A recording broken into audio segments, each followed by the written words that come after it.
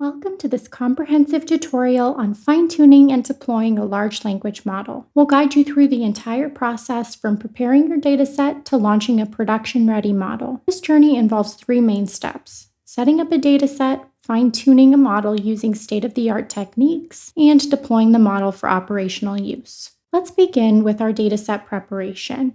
We'll be working with the summarization task using the text data that will organize into a Hugging Face dataset, but this tutorial is applicable to a wide variety of fine-tuning scenarios. Hugging Face is an excellent platform for managing and sharing datasets, offering both public and private repository options. We'll use the Hugging Face datasets library, which integrates seamlessly with our chosen fine-tuning tool, Axolotl.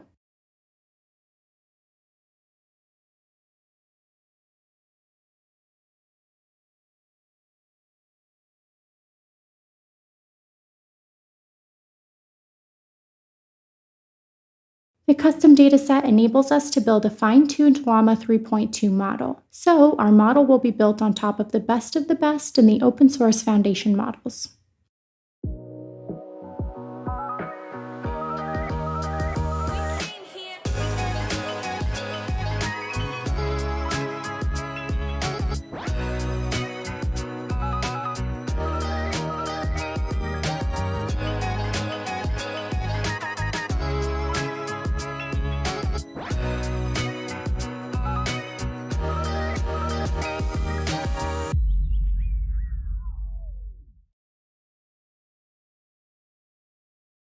Next up, we use vLLM, which is the gold standard for running fine-tuned models like this as production-grade APIs. There are lots of configuration options and hardware considerations when you productionalize a model, so we'll use this production-grade library, but point you to the documentation on tweaking things for your use case and budget.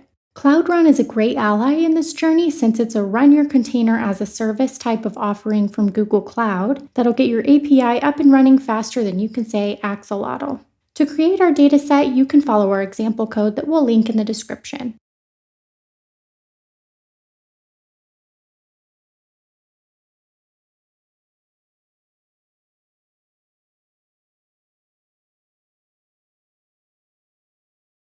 So this Python script here will create our dataset.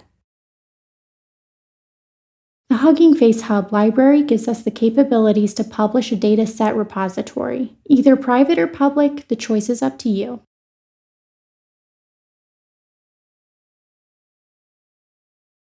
Also from Hugging Face, we'll use the dataset library for the data preparation work, which is minimal. This script will loop through our data files, which contain input texts and their summaries, and compile them into a dictionary-like structure. We'll then use the Hugging Face datasets library to upload this data to a new repository. To get this working, we'll need to set up a Hugging Face account and generate an access token. Go to your Hugging Face profile, click on Settings, then Access Tokens, and create a new token with write permissions.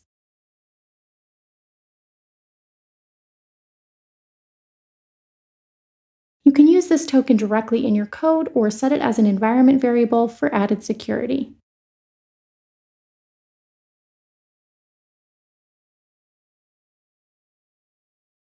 The real heart of the code is the loop, which creates a dictionary object from our stories and summarizations. Take a look at the stories and summaries if you'd like an idea of the data involved here. Again, your fine-tuning examples could be for a non-summarization use case, but the process will be the same. Since this fine-tuned model will be learning from our data, we're basically creating a model that summarizes stories in our personal style.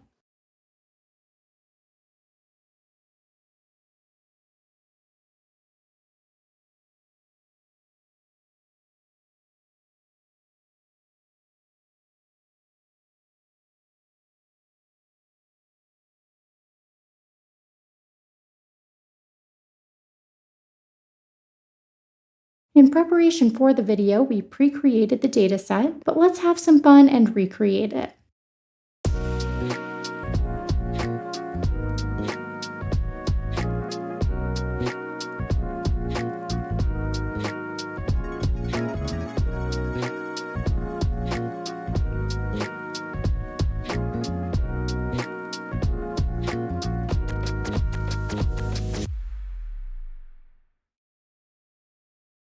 After running this script, you'll have a new dataset on Hugging Face in a standard format compatible with many libraries.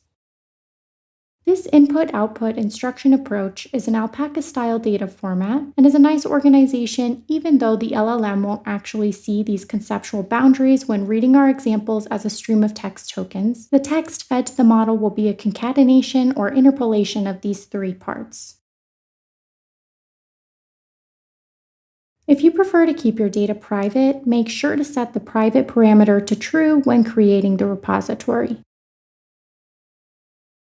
With our dataset prepared, we're ready to move on to the exciting process of fine-tuning our model. We'll be using the Axolotl library, a powerful tool designed to streamline the fine-tuning of large language models and via a super nice, declarative fine-tuning approach. Specifically, we'll be working with the Llama 3.2 model and employing a technique called QLoRA, or Quantized Low-Rank Adaptation for memory-efficient fine-tuning. Basically, this fine-tuning will be efficient and approachable, even if you don't have a data center worth of GPUs at your disposal. Before jumping in, let's make a pit stop at the Axolotl repository, where you can find the complete set of documentation. What sort of features does it support?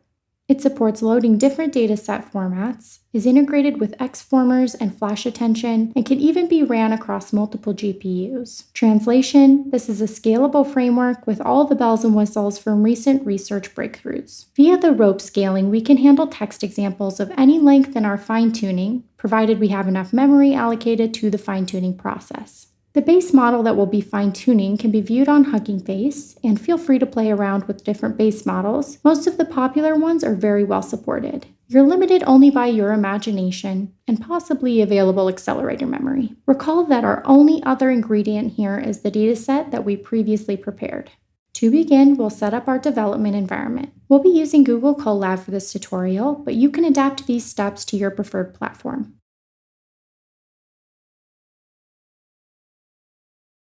Pick a GPU runtime of some kind, and I would round up if you have exceptionally long fine-tuning examples or an exceptionally large base model. First, we need to clone the Axolotl repository and install the required dependencies.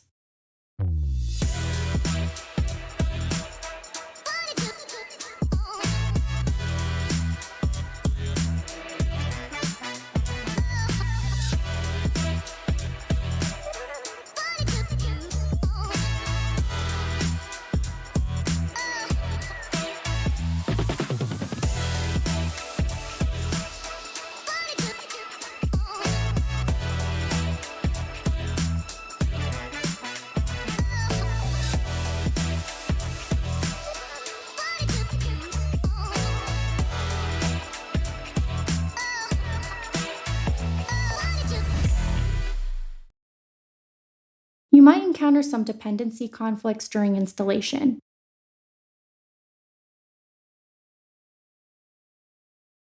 If this happens, check the requirements.txt file and adjust the versions as needed.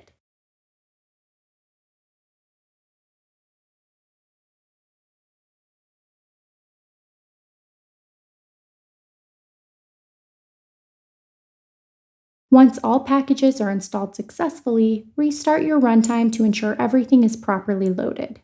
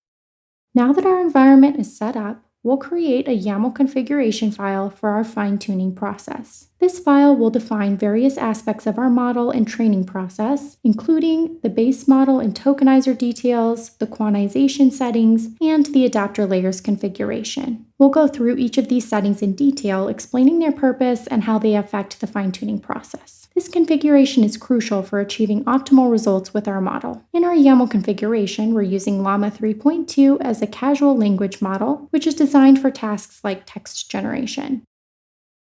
The auto-tokenizer is basically the translator between our human-readable text and the LLM-readable tokens. We're setting the model to load in 4-bit quantization mode, which significantly reduces memory usage at the cost of a slight reduction in accuracy. This trade-off is often necessary when working with large models on limited hardware. We're using the alpaca dataset format, which is well suited for instruction-based fine-tuning. Our dataset is in Parquet format, which offers efficient storage and quick loading times.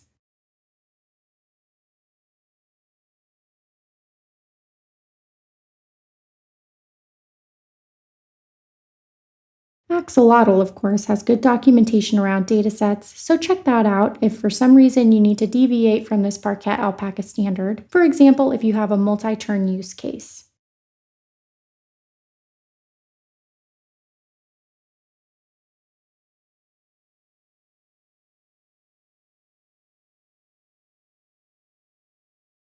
The output directory is where we'll find the model weights and configurations after fine-tuning.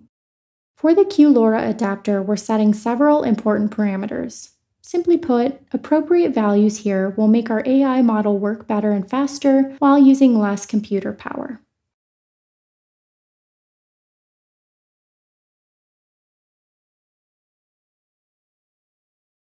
First is the rank, which determines how many low-rank matrices are trained. We've set this to 32, balancing between model depth and memory usage. Next, the LoRA alpha parameter, set to 16, is effectively a base versus tuned weighting factor. The LoRA dropout is set to a small value between 0.01 and 0.1, and it helps prevent overfitting. In the training configuration, we're using gradient accumulation steps to simulate larger batch sizes without increasing memory usage. The number of epochs here is also important as it dictates how many passes we make through the fine-tuning examples. Generally, 2 to 5 epochs can be a good starting point for many fine-tuning tasks. However, it's best to validate results and take fewer passes if you encounter overfitting. We're using the Atom 32-bit optimizer and a cosine learning rate scheduler, which gradually decreases the learning rate over time.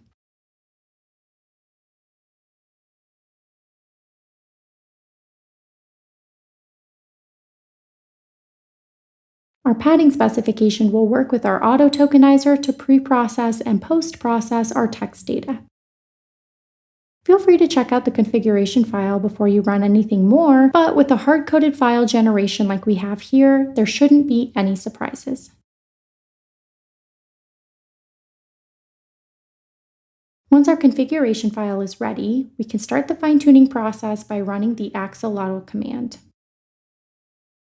This will initiate the training, and you'll see output showing the loss values and learning rates for each epoch. As we wait, consider checking out the documentation around configuration options.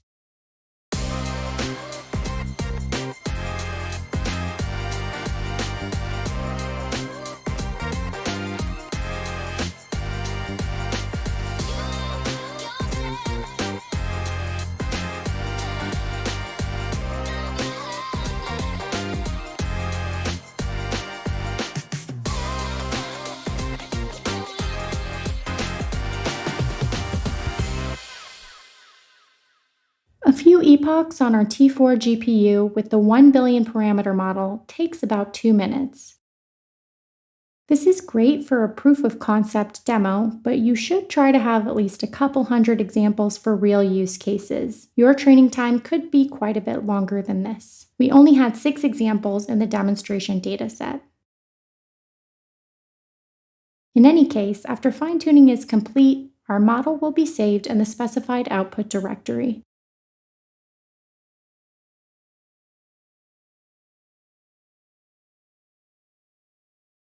A nice feature of Axolotl is the ability to quickly validate your model using a Gradio app.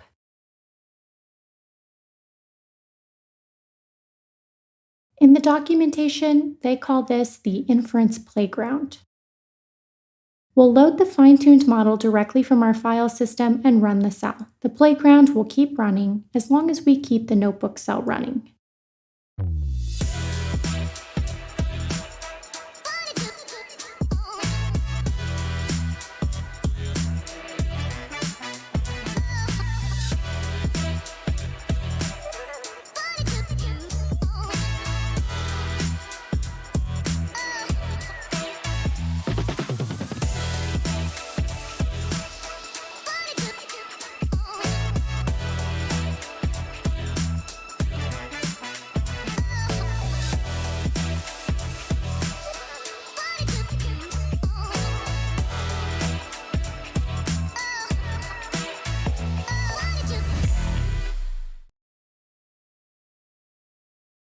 Through this interface and with multiple fine-tuning runs, you could see how different fine-tuning approaches, datasets, and model sizes affect your results and your GPU memory consumption.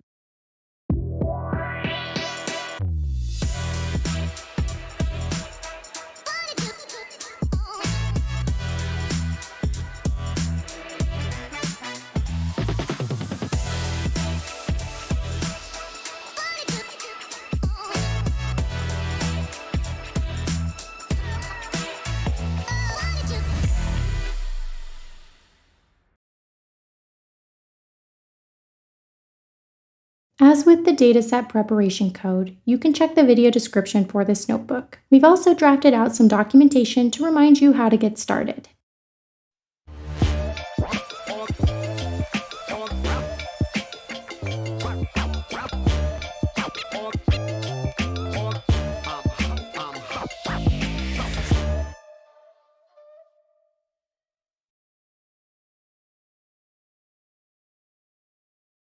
Back to the task at hand and our notebook, the next crucial step is to prepare this model for deployment. Again, vLLM is a bit of a gold standard here, so we'll demonstrate a simple getting started type deployment of the fine-tuned model using that framework. To do this, we'll use Hugging Face again to host our fine-tuned model.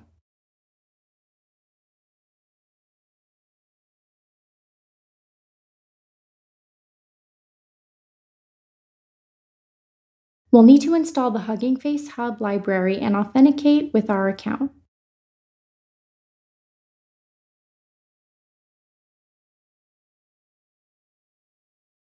Then we'll use the PEFT, or Parameter Efficient Fine-Tuning, and Transformers libraries to prepare our model for upload.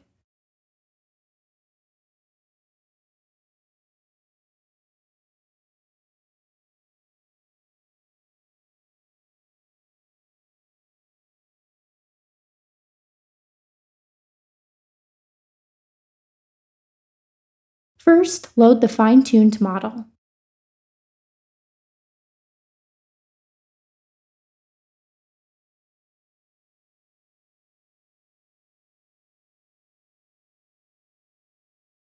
Then merge the LoRa weights with the base model. We'll also want to use the tokenizer from the base model.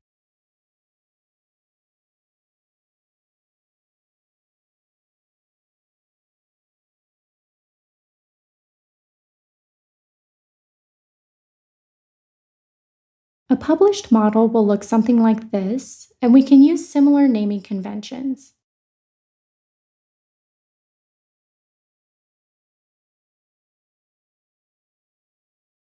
The same repository creating class from the dataset portion of this video can be used to customize our uploaded model repo, which we'll demonstrate via a model card upload shortly.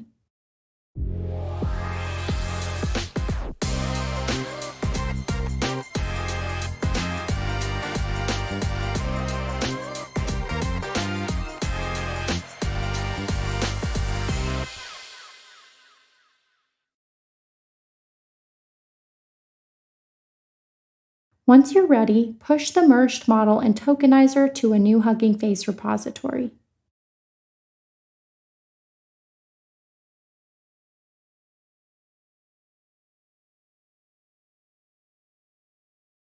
Optionally, we can create a model card, a markdown file, to provide information about our model, including its purpose, training process, and usage instructions.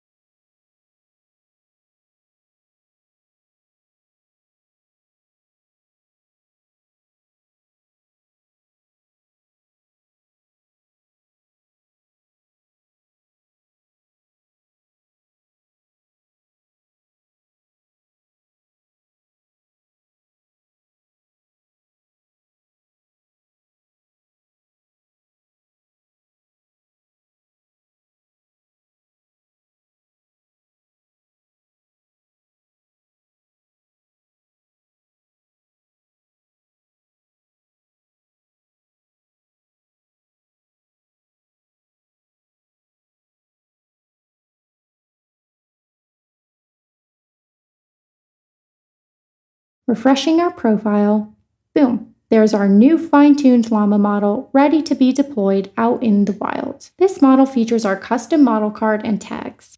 The float 16 format of the model will work nicely with our vLLM deployment.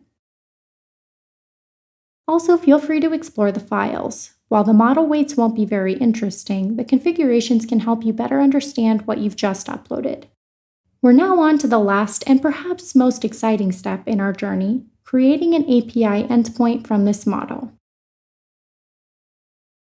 To begin the production-grade deployment, let's examine the vLLM documentation to see how we can run this. vLLM is a fully open-source project and one of the fastest and easiest to use libraries for inference and serving. It includes features like quantization optimizations. We can choose either a Python-based installation or a Docker-based deployment. Details for Docker deployment can be found in the vLLM documentation.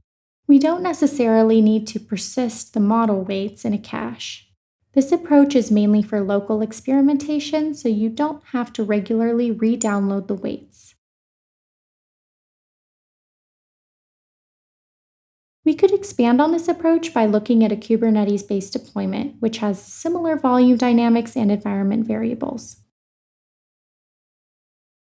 However, we'll aim to keep things as simple as possible by using the Docker-based deployment on Cloud Run. Let's proceed to the Cloud Run service and deploy a new service.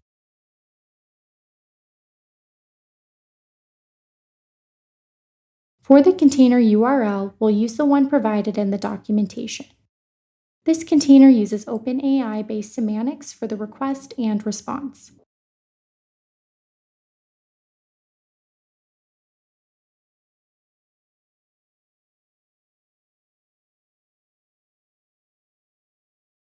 For ease of testing, we'll allow unauthenticated invocations and use a more dedicated CPU allocation approach.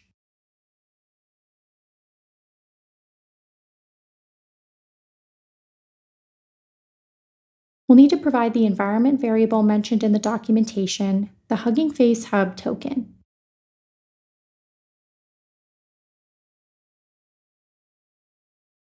For additional security, we can use a read-only token.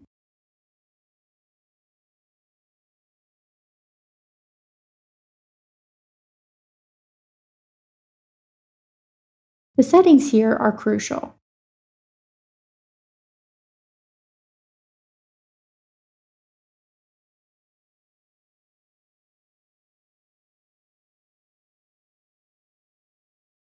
We'll set the minimum number of instances to 1 to reduce cold starts. In the Resources section, we'll allocate about 4 CPU cores and 8 GB of memory as a starting point. We can adjust these based on performance and utilization. It's worth noting that cloud-run GPUs are currently in public preview and enable accelerated inference performance. Referring back to the documentation, we need to run on port 8000, which isn't the default, so we'll change that.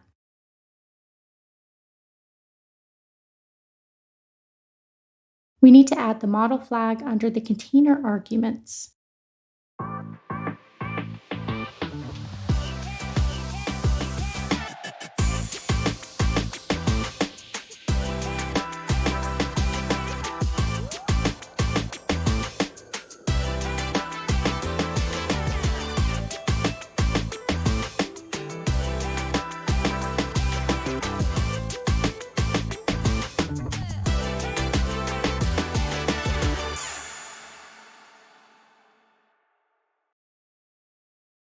Unfortunately, on the first pass here, the container isn't starting up, but this is a good excuse to check the logging and practice our debugging.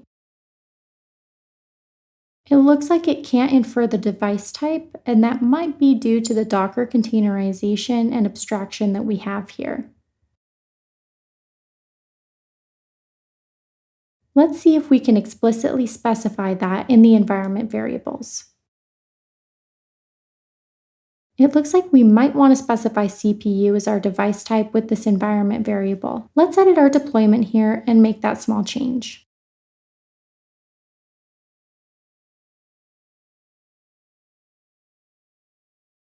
All right, another snag. Let's see what sort of error we're running into this time.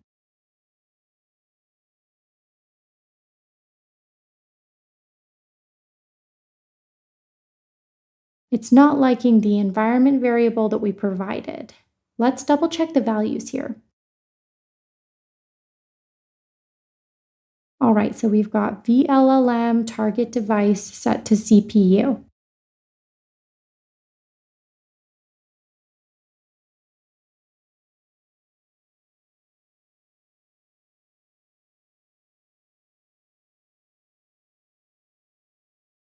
It looks like our environment variable is cleanly specified. Let's just check the overarching documentation about installation with the CPU. Maybe we should build our own Docker image as the documentation suggests. Let's go ahead and give that a try here in the Cloud Shell.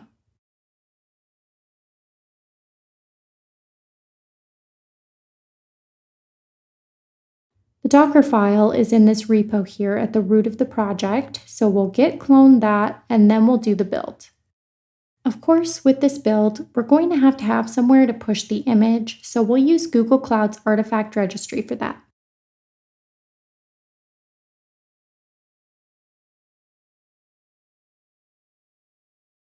I would recommend a regional configuration to keep costs a little bit lower.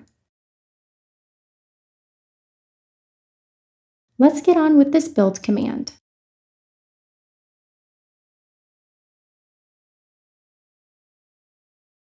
So we're specifying, once we get into the repo here, the Docker file that we want to use to run the build. It looks like we're specifying a tag, which we'll want to change, and then a shim size of 4. The tag will be based on our artifact registry setup.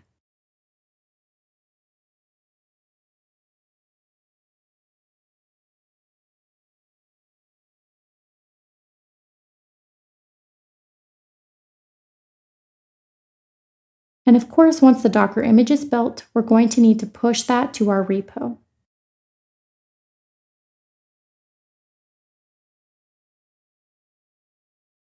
If we correctly push the image, we should be able to see that in the Docker repository in Artifact Registry. There is our latest tagged image, and hopefully this will resolve our issue around the Cloud Run deployment. Let's edit and deploy a new revision using that new image that we pushed to Artifact Registry. Since this is local to Google Cloud, this should be a pretty quick and easy selection. I imagine we'll be able to keep the rest of the settings, such as the environment variables, the same.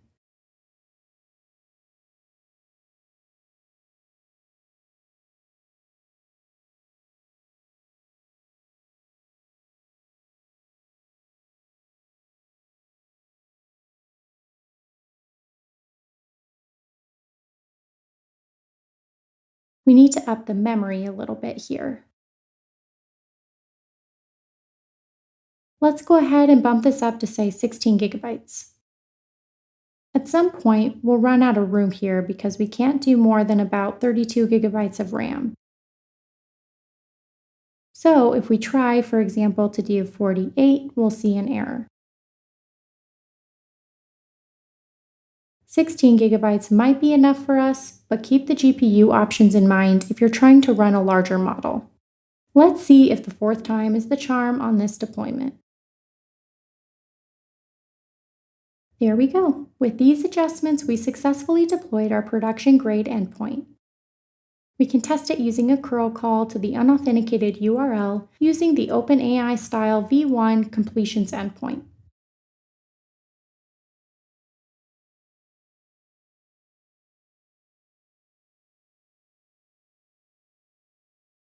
There are lots of security and networking options available with Cloud Run, so if you need a more private or controlled endpoint, Google Cloud has you covered.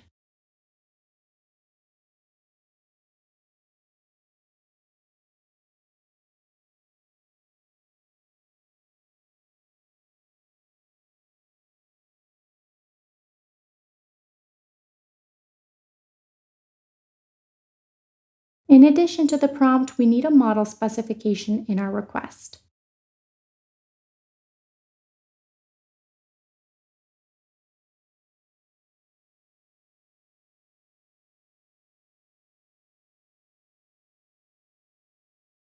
After that, good news, the API responds with a text completion, demonstrating a relatively quick response from our new LLM API. Once upon a time, George Clooney appeared in a promotional film for President Barack Obama's college fundraising. No idea if that's true, but it's certainly an interesting generation. Note that you can set a large max tokens value in your request if you want to see longer responses from your model. This setup should integrate very smoothly with our data pipelines, applications, and other systems.